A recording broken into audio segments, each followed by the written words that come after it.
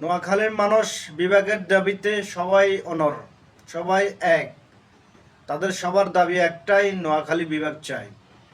আর এই বিভাগ নিয়ে যদি কোনো চিনিমিনি খেলা হয় তাহলে নোয়াখালীবাসীতে সেটা মানবে না। অন্য জেলাকে, পার্শ্ববর্তী জেলা আছে তাদেরকে বিভাগ দেওয়া হোক, সমস্যা নেই, আমার নোয়াখালীবাসীর কোনো সমস্যা নেই। কিন্তু নোয়াখালীর নামে নোয়াখালীর বিভাগ দিতে হবে। এটা নোয়াখালীর প্রাণের দাবি, এটা নোয়াখালীর অত্যন্ত পুরনো একটা দাবি। এই দাবি বাস্তবায়ন করার জন্য নোয়াখালীবাসী প্রয়োজনে রাস্তায় নামতে বাধ্য হবে।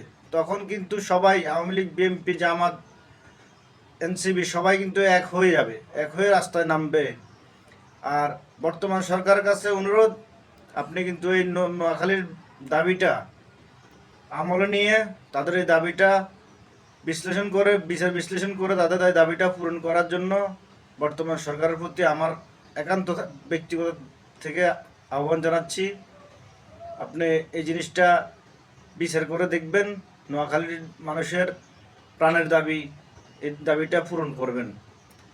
বর্তমান সরকার আশা করি এই দাবিটা পূরণ করবে।